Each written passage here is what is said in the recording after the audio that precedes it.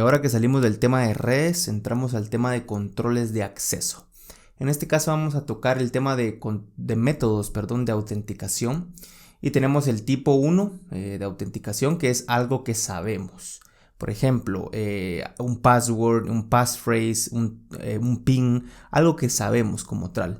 Y los ataques a los que podríamos estar expuestos sería al famoso password cracking, que tiene varios sabores, digámoslo así, o varias formas de operar. Por ejemplo, tenemos los ataques de diccionario, que son ya password preestablecidos. Se pueden utilizar los passwords más usados. Hay password lists ya creadas, por ejemplo Roku.txt, que se encuentra en la mayoría de sistemas operativos Kali, por ejemplo.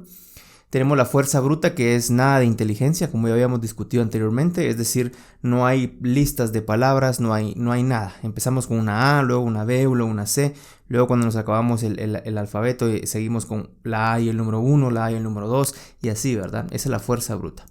Luego tenemos un híbrido que puede ser, bueno, aquí está la lista de palabras o el word list, como se le conoce comúnmente, y bueno, no funcionó, entonces empecemos con fuerza bruta.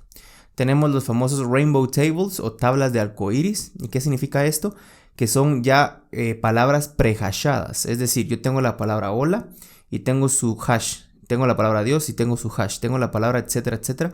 Para que entonces, si nosotros logramos interceptar un hash, podamos hacer como una ingeniería inversa, más o menos, sobre el hash y a ver a qué palabra pertenece.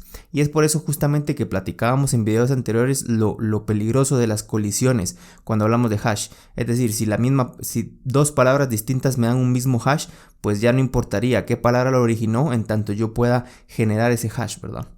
Luego tenemos los salts y los seeds. Se recuerdan del tema de los vectores de inicialización que vimos en el dominio de criptografía.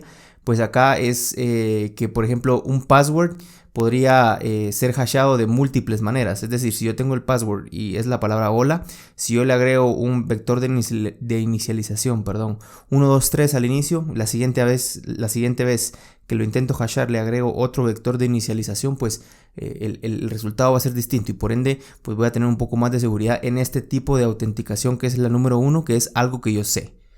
Luego pasamos al tipo de autenticación número 2, que es algo que yo tengo. Es decir, en este caso, un badge, una tarjeta inteligente, un smart card, un token físico como tal. Es algo que yo tengo, que yo poseo conmigo, ¿verdad? Y luego tenemos el tipo de autenticación número 3, que es algo que yo soy. En este caso, los biométricos, ¿verdad? Ahora, algunas cosas a tomar en cuenta con los biométricos. Si bien son muy importantes y muy eficientes para lo que lo estamos tratando de usar ahorita, que es autenticación, también tienen ciertos problemas. Por ejemplo, ¿cómo enrolamos a los usuarios? ¿Cuánto tiempo nos va a tomar registrar la huella, por ejemplo, en este caso, de cada usuario? También la aceptación que tenga el usuario. Si bien la huella pues no es un tema muy intrusivo, ¿qué pasa cuando hay biométricos que escanean el iris del ojo, ¿verdad? O hay biométricos que pues hacen algo un poco más intrusivo con el usuario. ¿Lo va a aceptar bien? ¿No lo va a aceptar bien? También tenemos que ver el tema de la precisión, ¿verdad? Tenemos los falsos positivos y los falsos negativos, ¿verdad? Un falso positivo o un false reject, puede ser que el usuario podía acceder al sitio o a la información, pero no se pudo porque no lo leyó bien el reader o el lector del biométrico, ¿verdad? Ahora tenemos el otro más dañino todavía, que es que el usuario no debía haber accedido y el reader pues sí le dio acceso, ¿no? Sí lo identificó, digámoslo así. Entonces también tenemos que tomar en cuenta eso. Por ejemplo, ¿qué pasa si yo vengo y tengo un biométrico con mi dedo y por algún accidente pues yo pierdo ese dedo? ¿Qué pasa si hay un biométrico que lee el iris, pero yo me enfermé o una chica quedó embarazada? Eso cambia también el tema del ojo, ¿no? Entonces hay que tomar todo esto en cuenta para tan solo considerar los biométricos, que es el tipo de autenticación número 3, algo que yo soy. Y tenemos el tipo de autenticación número 4, es algún lugar donde yo estoy. Es decir, yo me puedo autenticar con mi password, pero si lo hago desde la compu que ya está registrada o desde la computadora que ya está registrada como mía o oficial del trabajo, pues no hay ningún problema. Y si lo hago desde la IP donde ya saben que yo estoy localizado, en este caso Centroamérica, Sudamérica, etcétera, etcétera, pues no hay ningún problema. Pero ¿qué pasa si estoy autenticándome con mi password, pero desde Europa? Pues algo como que no cuadra ahí. Entonces podríamos utilizarlo como método de autenticación también. Luego tenemos las tecnologías de controles de acceso, pues centralizados versus centralizados. Aquí siempre hago la pregunta, ¿cuál es mejor? Y depende, casi siempre la respuesta es depende. ¿Por qué? Porque nunca los negocios van a ser los mismos.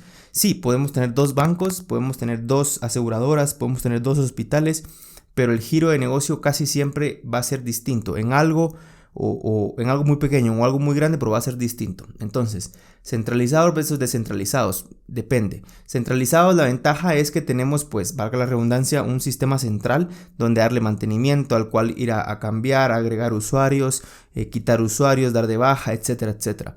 El problema es el cuello de botella o el famoso single point of failure o el punto único de falla, ¿verdad?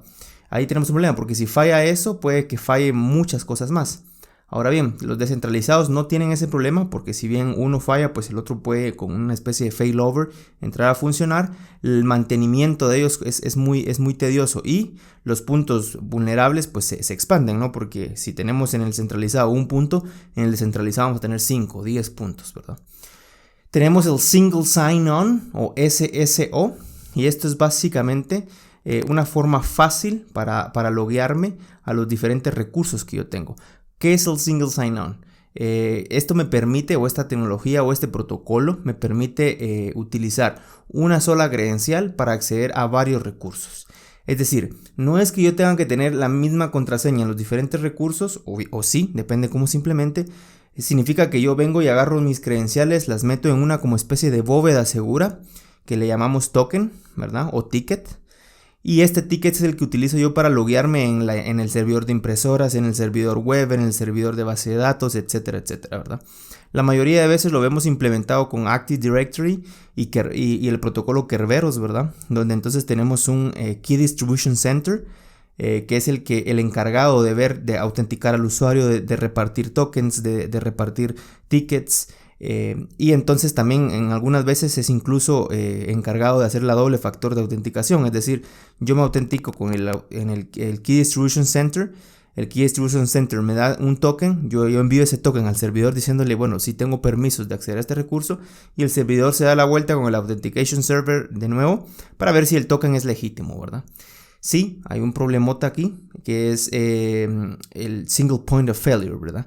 ¿Qué pasa si el Authentication Server se cae? Pues básicamente no tengo acceso a ningún servicio, ¿verdad? Entonces este es un gran problema que tenemos que tener en cuenta para si vamos a implementar el single sign-on. Luego pasamos al User Entitlement, Access Review and Audit.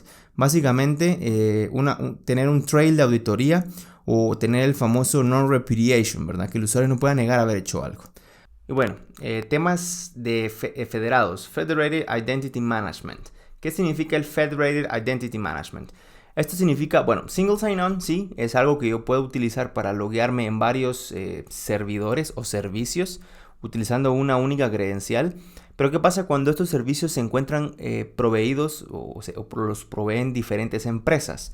Es decir, un ejemplo, si yo estoy de repente comprando un boleto aéreo o un ticket de avión para ir de viaje a algún lugar, sin embargo yo quisiera comprar pues también no solo el ticket de avión, sino mi estadía en algún hotel o mi Airbnb o cualquier cosa donde yo me tenga que quedar. Y aparte quiero comprar entradas a algunas amenidades y todo esto necesito tener un usuario por aparte para poder accesar a estos servicios y poder hacer las compras, ¿verdad?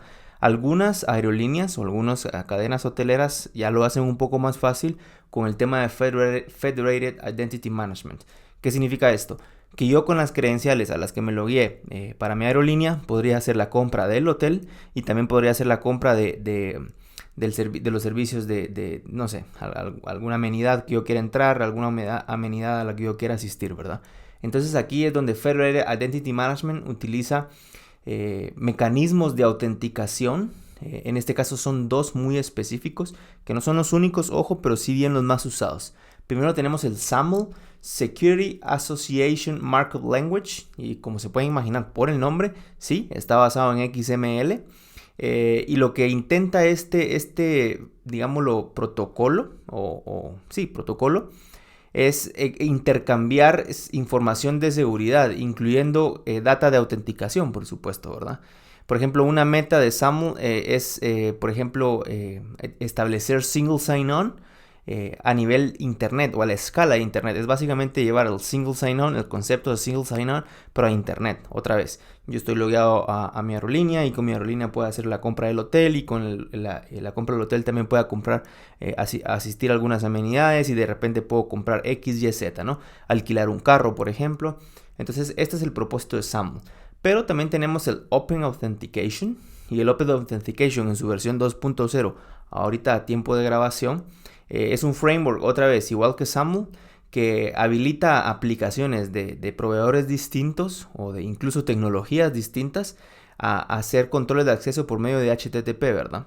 Entonces, aquí es donde tenemos dos protocolos de donde echar mano para poder establecer un Federated Identity Management, para poderlos loguear, ya sea a través de internet o a través de una intranet, no sé, depende de la configuración, ¿no? Pero pueda loguearme a diferentes servicios, incluso cuando están proveídos por diferentes compañías. Esa es la razón de ser del Federated Identity Management. Luego tenemos identificación como un servicio, Identity as a Service. ¿Se recuerdan cuando vimos un pequeño overview de la nube? Que dijimos que ahorita ya todo se podría tocar como un servicio o X as a Service, ¿verdad? Identidad también puede ser un servicio, Identity as a Service, ¿verdad? O la famosa Cloud Identity. Y esto lo que permite es que las organizaciones puedan utilizar este servicio para implementar un Identity Management. Los Identity Management no son baratos, no son fáciles de implementar, necesitan mucho mantenimiento, necesitan mucho expertise para poderlos implementar de una buena forma, porque si no los implementamos puede básicamente ser o darles a los atacantes las llaves del reino, ¿verdad? Las llaves a todos nuestros recursos, porque si se ve hackeado pues podrían acceder a cualquier recurso. Al final tienen la base de datos de todas nuestras autenticaciones. Entonces es un poco difícil. Se está viendo esto de Identity as a Service, es decir, yo te proveo el servicio de identidad como tal, ¿verdad? Y bueno, eso es como Identity as a Service. Y luego, ¿se recuerdan que les había mencionado el tema de Active Directory como parte del Single Sign-On o de lo más utilizado? Pues no podemos, si estamos hablando de Active Directory, no podemos dejar afuera el protocolo LDAP, ¿verdad? Lightweight Directory Access Protocol o LDAP provee digamos que un protocolo o un punto base, un punto en común para intercambiar o hacer queries, ¿verdad? Hacia un directorio o un servicio de directorios de información, que en este caso se provee a nivel de red, ¿verdad? El LDAP, pues podemos verlo como un protocolo a nivel de aplicación, ¿se recuerdan de la capa OSI? Que funciona en capa 7 y utiliza en este caso el puerto 389 para hacer TCP, pero también lo he visto que se utiliza en puerto 88 a través de UDP. Otra vez, estos puertos se pueden cambiar, por supuesto que sí, y pueden ustedes decir, bueno, yo no quiero TCP porque tengo un overhead en la red muy grande y no lo quiero utilizar. Completamente válido.